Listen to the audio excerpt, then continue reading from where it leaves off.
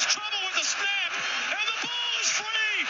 It's picked up by Michigan State's Jalen Watts-Jackson, and he scores on the last play of the game. Unbelievable. 35, 30, 35, 40, 45, 50, 45. There goes Davis. Oh, my God. Davis is going to run it all the way back. Auburn's going to win the football game. Auburn's going to win the football game. He ran the missed field goal. Welcome back to another episode of the Ian Fritts Show. It's me, Ian Fritts. I'm here, and guys, this is the last game recap of the 2023-2024 season. We had the national championship last night. I'm here to recap it for you. I have some thoughts from the big game. I have some takeaways that are changes for college football in the future, and some takeaways that are just who was the better team, why they won, how they won, kind of what I said, spoiler alert. But let's just jump right into it. If you're not subscribed, go ahead and click that subscribe button. Leave a comment down below. This is my first video. Hey, we're happy you're here. Subscribe on Spotify. Do the follow over there. TikTok over there. We're having some good videos over there, so you better follow that TikTok over there as well. So without further ado, thanks for watching, guys. Let's get into it. The national championship happened last night. 14-0 Michigan, 14-0 Washington. One of them walked away, 15-0. You guys, by now, should know who won. The Michigan Wolverines took the title, and they took it pretty handedly, okay? Now, they finished the season 15-0. They ended the 14 playoff with a 15-0 Big Ten team taking it down, just how it started over there with Ohio State taking it down as a Big Ten champ in the first year of the 14 playoff. We got a Big Ten champ in the final year of the 14 playoff. Kind of nice little bookends there, if you will.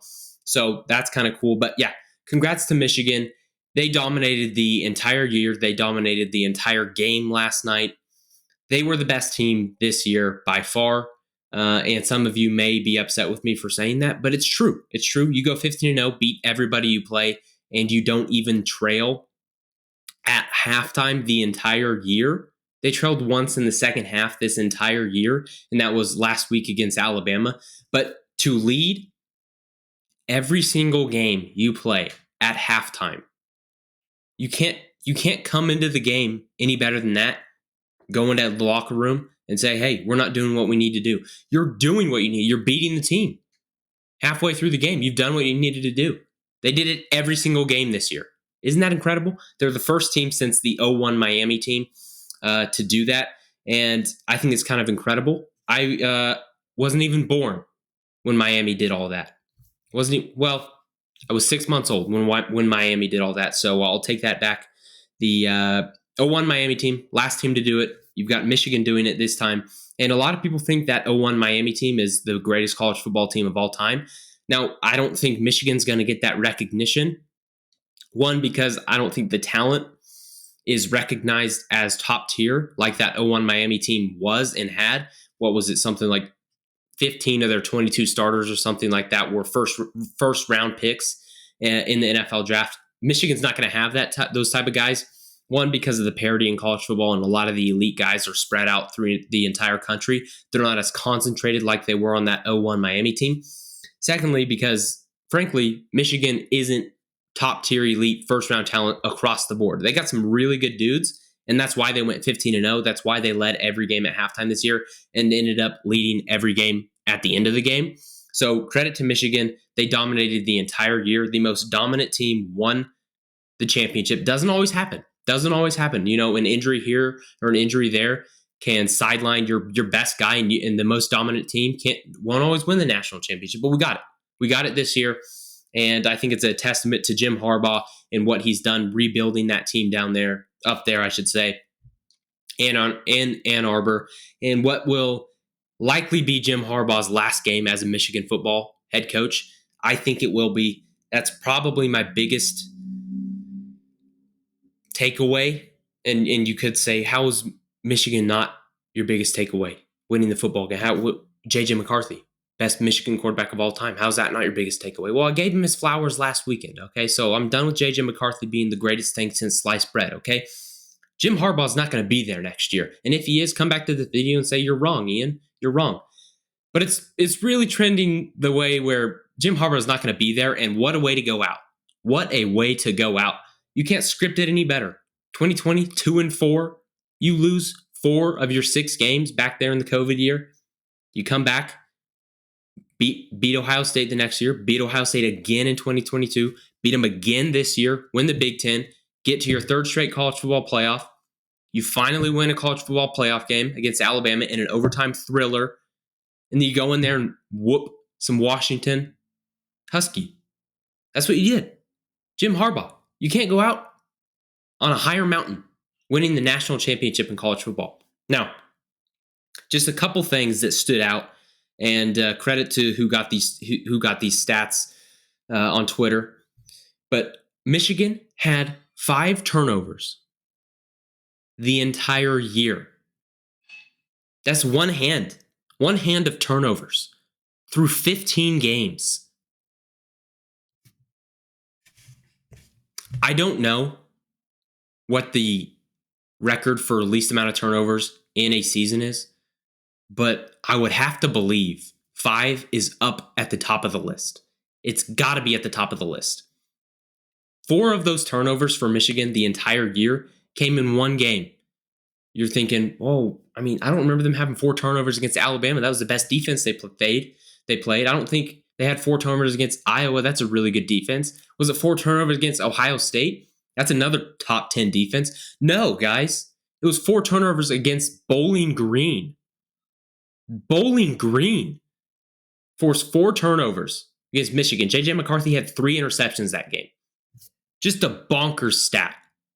4 of your 5 turnovers for the entire year come in one game, and it's not even a game against one of your top opponents that you face. How do you do that? Doesn't really matter. They won the national championship 15-0. Still a crazy stat. Just absolutely absurd. Now, just a thought I had when I read that, when I thought about that. What was Bowling Green doing defensively that made J.J. McCarthy throw 3 interceptions? I think one of them I remember was just a really bad throw. But schematically, were they doing things to confuse him? I wouldn't be shocked if some coaches went to Bowling Green, watched that film of that game, and said, hey, these were some things they were doing. I know it was early in the year, but these were some things they were doing, and it worked against Michigan. We got to try those things when we play them next year. Wouldn't be shocked if that happened at all. Now, you can blame obviously those 3 interceptions, a lot of them bad throws from JJ, but he learned this year and moved on and had won the rest of the year. So 5 turnovers from Michigan the entire year. Going to take a sip here before I get to the next one. And again, we're changing that logo. We've got some things in the work, and we got probably 5 or 6 concepts right now we're working through, just trying to find the best logo for the future. And if you got an idea, again, if you know somebody that has an idea, let me know. Send it my way. I'll put my email down in the comments. Send it in there. We'll see what we can do. Okay. Next one, Michigan. They had 45 penalties the entire year. If you're watching on YouTube or if you're listening on podcasts, I just scratched my eyes because I wanted to make sure I was reading that correctly, because 45 is not very many penalties. None at all, basically, is what that means. 3 a game? 3 a game? 3 penalties. You average 3 penalties a game. At the most, 3 penalties a game is 45 yards a game. That is nothing in a college football game nowadays. 45 yards in penalties is nothing in college football these days. Just an absurd number from Michigan this year. Absolutely crazy that they can do that right now. And maybe it's them paying the refs. Maybe Connor Stalions slipping a couple people some checks. I don't know. But Michigan, just dominant turnover-wise, dominant penalty-wise, dominant scoring-wise. They dominated every facet of the game. And you know what happens when you do that? You win a national championship. So credit to Michigan. They absolutely deserved it. Hands down. They were the most dominant team all year. And the most dominant team won the national championship. Now, in the game, it looked like they were going to stomp them like Georgia did to TCU last year. If you're watching this game, they jumped out to an early 14-0 lead, 17-3 lead, whatever it was. Donovan Edwards having those 2 big runs to start the year. Side note, those are the second and third longest touchdown runs of the college football playoff era. and it was by one guy 5 minutes apart from each other.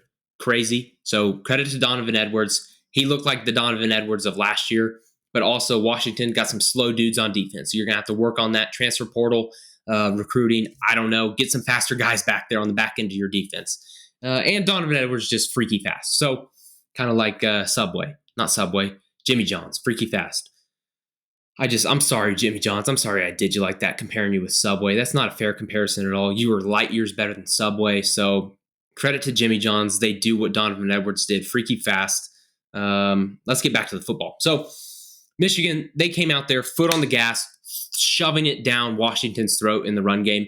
Their interior linemen, center guard, were blowing the interior defensive lineman from Washington about 5-6 yards off the ball every single play in that first quarter. Every single play.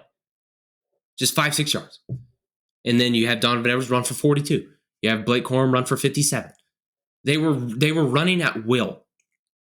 Now, Washington made some adjustments, made it a game a little bit going into halftime, only down 7. And I was thinking, oh, maybe we'll have a game here. And then that third quarter rolled around. We had an absolute snooze fest in the third quarter. And frankly, it was not a fun watch. I was not enjoying myself watching that football game. It was quite boring, if I'm being honest with you. And I wish it was more exciting. But that's what Michigan has done all year. They've played this football that kind of just lulls you to sleep. Kind of reminded me of that Penn State game where they just did what they wanted, just lulling you to sleep, running the football all over the field. That's what it felt like. Just a lull, just like kind of hypnotizing you to sleep as a viewer. And then in the fourth quarter, everybody knows what happened.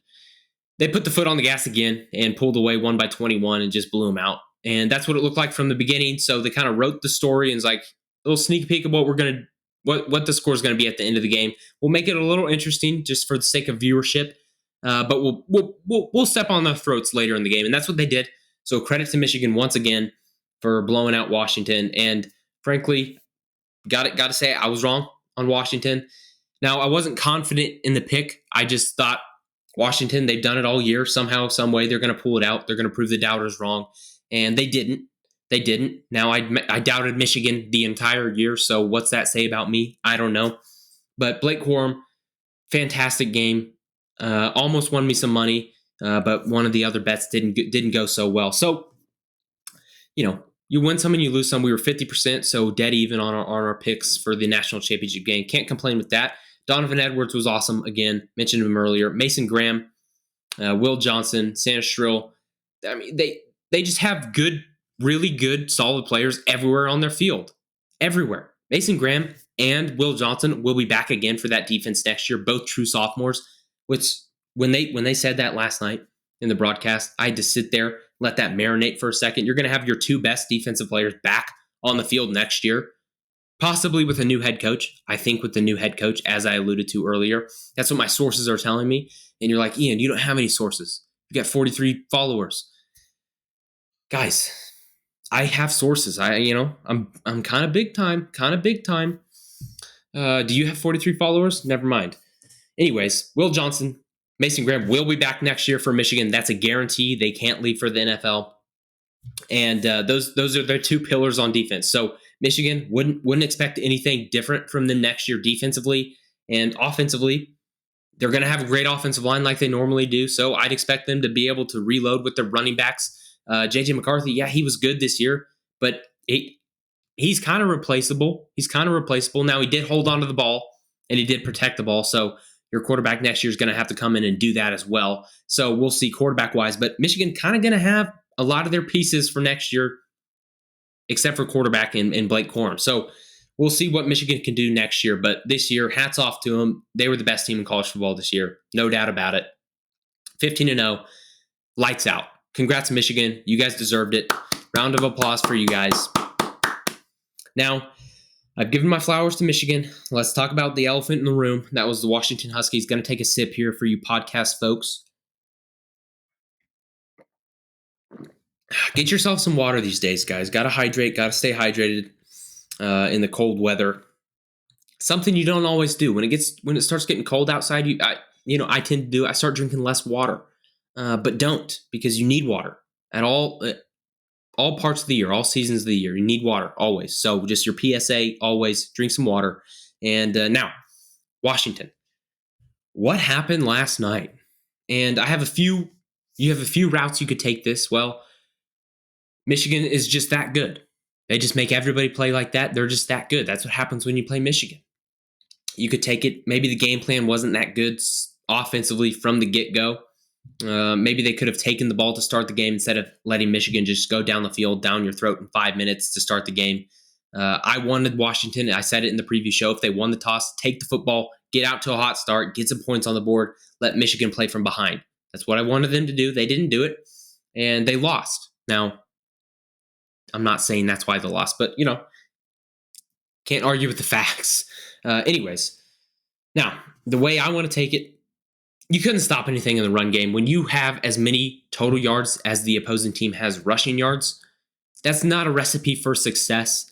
Everybody was getting ran through in that Washington secondary, in the Washington line. I mean, those safeties were slow. They were really, really slow, and Michigan just exploited them. They did whatever they wanted to in the run game, blown guys 5-6 yards off the ball every single play. They won in the trenches. In the preview show, I said the game's going to come down to that Michigan offensive line versus that Washington defensive line. How good is that Michigan offensive line really? Are they going to blow Washington off the ball every single play? And they did. And quite frankly, another thing I said that was going to decide the game was the Washington offensive line. Joe Moore, offensive line award winners this year.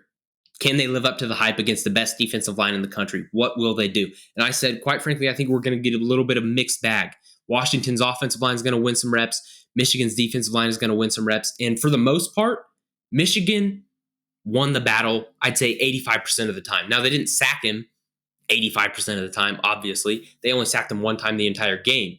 But they were disrupting the pocket. They were getting him, forcing him out of the pocket. It was just complete chaos for Michael Penix back there. Offensive line, courtesy of PFF, Pro Football Focus. This was Washington's worst offensive line grade the entire year. I believe it was a 25.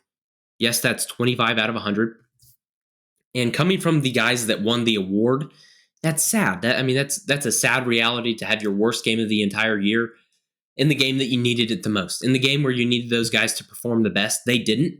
And credit to, again, Michigan's defensive line. They were giving them a lot of looks, a lot of stunts, a lot of showing blitz, not blitzing, not showing blitz, blitzing. They were throwing them a ton of looks, and it confused, I think, the offensive line. And quite frankly, I think it confused Michael Penix Jr.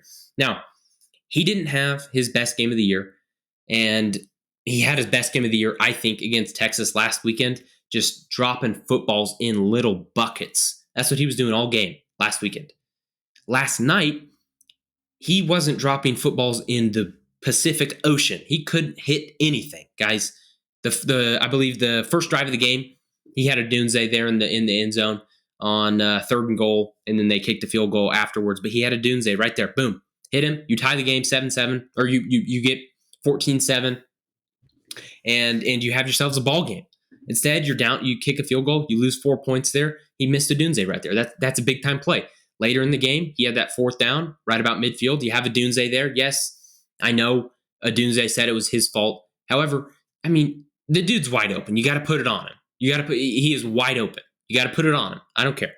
You got to put it on him. Then later in the game, you had another one where he missed some. He was missing guys throughout the game. It was his worst game of the year. And like the offensive line, like pretty much everybody on Washington except for Jabbar Muhammad, that dude's a stud. Pretty much everybody on Washington's team had their worst game of the year. And I think it says more about Michigan than it does Washington. I'm not just going to think this Washington team forgot how to play football. I don't think they ran out of gas, because Michigan ran out of gas too. They played the same amount of games, probably a better quality of opponent overall in the later half of the year, maybe. So I don't think you can say they were more tired than Michigan. They ran out of gas. Michigan had all this extra fuel in the tank. Quite frankly, I think just Michigan was a better football team, and we saw that. And they made Washington look silly a lot of the game. They made Michael Penix Jr. look silly a lot of the game, majority of the game. He was not comfortable the entire game. He was moving around. He was getting hit. He was in immense pain with the last 6-7 minutes of the game, holding his rib the entire time. I felt for the guy because I like him. I was pulling for him in this game. You guys know that. I wanted Washington to win because they're America's team. What better story was Washington? Nobody was a better story than Washington this year. So I was pulling for him. Didn't happen. But credit to Kalen DeBoer and that staff over there. You can't take anything away from them this year. 14-1, you play for a national championship. Credit to them. And again, credit to Washington, or credit to Michigan for winning the 2024 national championship last year of the 14 playoff. Congrats to them. Before I get into this, my biggest takeaway from last night, last sip of the night here. Washington, Michigan, national championship game. Here's my biggest takeaway. I don't think we have a Washington versus Michigan national championship game. Take the same teams, take the same top 12 teams from this year, put them in a 12-team playoff next year. I don't think we're getting Washington versus Michigan in the national championship game. And I'm saying that because I don't think Washington was a top 2 team in the country.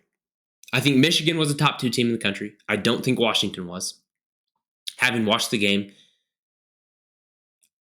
I think Georgia was a top 2 team in the country. I said it going into the playoff. Georgia should have been in the top 4 if we were going based on your 4 best teams. Now, this is the biggest reason why I think the 12-team playoff is the better format. And quite frankly, we can stop talking about it really because we're going to it. But last night just reminded me of it more. And so I'm telling you guys, when we have 12 teams, when we have your best 12 teams ranked by the committee, you have increased chance, since there's more teams in that pool, that your best team is in the pool of 12 teams. That your top 2 teams are in the pool of your best teams. With 4 teams, there's less of a chance you have the 2 best teams with 4 teams. Bigger sample size, you got more chances to hit in a 12-team playoff. That is my biggest reason. That's the biggest reason for me why I think 12-team playoff is superior. We have more chances at the best team. We have more chances at the best 3 teams, best 4 teams in a 12-team playoff. And some of you may say, well, we're just going to get the same 4 teams every year. Well, who really cares? I don't care. We're getting more football for one. And we have bigger chance every year. If it's the same 4 teams, big whoop. We're getting the best 4 teams every year. Guaranteed, barring injury, quarterback late in the game, whatever it is, we're getting the best 4 teams in a 12-team playoff.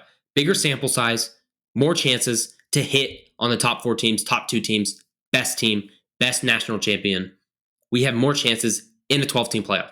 Now, I've heard some people say when you increase the quantity of something, you're going to decrease its quality. You're going to decrease its value. And to some extent, I think that is correct. Yes, if you make so much of something, it's not as valuable as something that you only have 1 or 2 of. Correct. Yes. But where I think that analogy, that example comes to a head and has a flaw is this isn't a product where you're basing something on the scarcity of it, on how few of something you have. What we're basing the value and the end goal is here, we're trying to find the best team the entire year. The best team the entire year. And a better way to do that is if you have more teams competing for a chance to win the entire thing. If you have more teams in the playoff, there's a higher chance that one of those teams is the best team. That there's a higher chance that one of those teams is the second best team. In a 14 playoff, you only got 4 chances. 12 team, you got 12 of them. Now, will it decrease? Will it impact the importance of some regular season games? Yes, it will. But that's a sacrifice we're willing to take, guys, as a college football fan. That's a sacrifice we can take. Why? Because with 12 teams, again, you're increasing the likelihood you're going to find the 2 best teams. You're increasing the likelihood we're not going to have a TCU Georgia again. You're increasing the likelihood we're not going to have a Washington Michigan again. Again, Washington, great year, not a top 2 team in the country. Just frankly, they're not. With 12 teams, you increase the likelihood of finding the best team in the country the second best team, the third best team, and so on. Because you have more opportunities to do so. It creates less of human bias, human error in picking, and more so on go win these football games in the playoffs, and you are the champion, and you're the second place. That's why I love the 12-team format. That's why I'm excited for 2024, 2025 in the future. Now they got to work out the TV contracts, but saying increasing the quantity of something immediately decreases its value because you have more of it in real world terms, goods and stuff. Yeah, that makes sense. But not in a college football world. It doesn't make sense because we're not basing the value off how little of the playoff we have. Because we only had 4, that automatically means it's better quality-wise. No, it doesn't. No, it doesn't. Look at the last 2 national championships as the evidence for that. You have a 12-team playoff, the likelihood of Washington, Michigan happening again, and the likelihood of Georgia, TCU happening again decreases significantly. I cannot wait for the 12-team playoff. I couldn't be more excited for it, guys. Again, congrats to Michigan. Thank you guys for watching. Thank you guys for listening to the show this week.